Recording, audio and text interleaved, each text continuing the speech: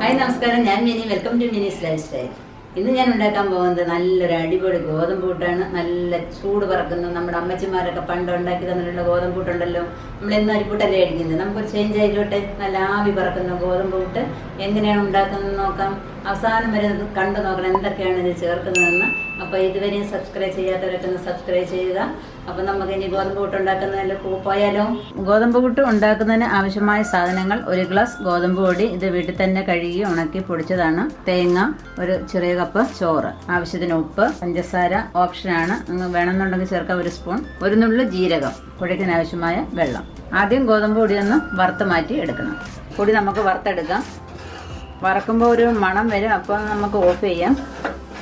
വീട്ടിലെ ആളിനനുസരിച്ച് പൊടി എടുക്കുക. ഞാൻ 1 ഗ്ലാസ്സാണ് എടുത്തിരിക്കുന്നത്.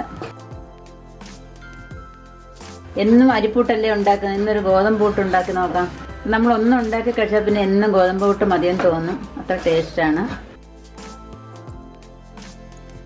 ഗോതമ്പ് പൊടിക്ക് നല്ല മണം വരുന്നുണ്ട്. ഇനി നമുക്ക് ഓഫ് ചെയ്യാം. ഒന്ന് തണുത്തതിന് ശേഷം നമുക്കിത് നനച്ചെടുക്കണം.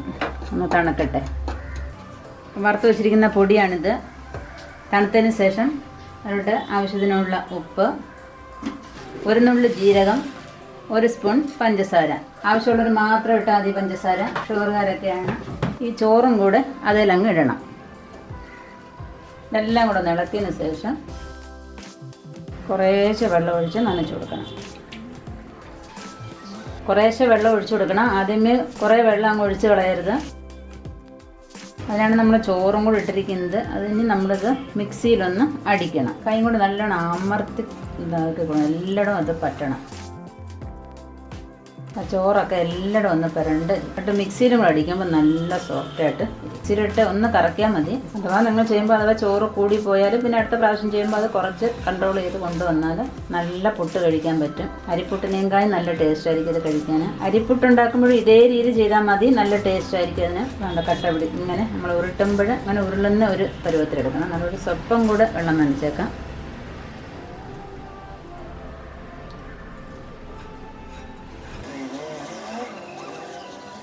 ഇനി നമുക്കിതിനെ മിക്സിയിലിട്ടൊന്ന് കറക്കും. എല്ലാം നമ്മൾ മിക്സിയിൽ കറക്കി എടുത്തിട്ടുണ്ട്. എന്താണ് ഇത് നല്ല ആ ചോറെല്ലാം ഒന്ന് കറങ്ങുമ്പോൾ ആ ചോറെല്ലാം അതിൻ്റെ കൂടെ അങ്ങ് യോജിക്കും. നമുക്ക് എല്ലാം അതുപോലെ പൊടിച്ചെടുത്തതാണിത്. പുട്ടുകുറ്റി ചൂടായിക്കൊണ്ടിരിക്കുകയാണ്. ഇനി നമുക്കിത് പുട്ടുകുറ്റിയിലോട്ട് ആക്കാം. പുട്ടുകുറ്റി ചൂടായിക്കൊണ്ടിരിക്കുകയാണ്. ആദ്യം നമ്മൾ തേങ്ങ കുറ്റിയിലോട്ട് ഇടണം. പുട്ടുണ്ടാക്കാൻ തുടങ്ങുമ്പോൾ ചില്ല് അതിനകത്ത് ഉണ്ടോയെന്ന് നോക്കണം. അല്ലെങ്കിൽ നമ്മൾ വൈകിട്ട് വരെ പുട്ടുപൊടി ഇട്ടുകൊണ്ടിരിക്കേണ്ടി വരും. തേങ്ങ ആദ്യം അതിലേക്ക് ഇടുക. ആദ്യം തേങ്ങ ഇട്ടു. ഈ തേങ്ങ ഈ പൊടിയിലും വേണമെങ്കിൽ ഇടാം. ഞാൻ പക്ഷേ ഇട്ടില്ല, നല്ല ടേസ്റ്റ് ആയിരിക്കും. കുറച്ച് പൊടി ഇട്ടതിന് ശേഷം കുറച്ച് തേങ്ങയും കൂടെ നടുക്കിടുക. കുറച്ച് പൊടിയും കൂടെ ഇടുക.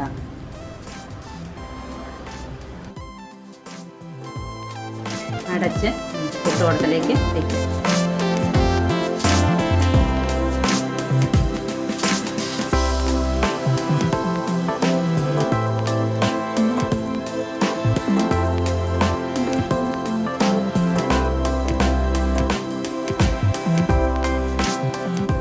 നല്ലതുപോലെ ആവി വരുന്നുണ്ട്. ഇനി നമുക്ക് സ്വല്പം നേരം 2 മിനിറ്റ് സിമ്മിലിട്ടേക്കാം. അതിനുശേഷം എടുക്കാം.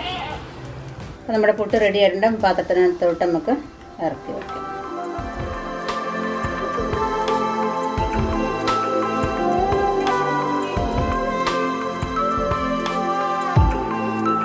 അപ്പോൾ നല്ല സോഫ്റ്റ് ഗോതമ്പ് പുട്ട് റെഡി ആയിട്ടുണ്ട്. തീർച്ചയായിട്ടും നിങ്ങൾ ചെയ്തു നോക്കണം.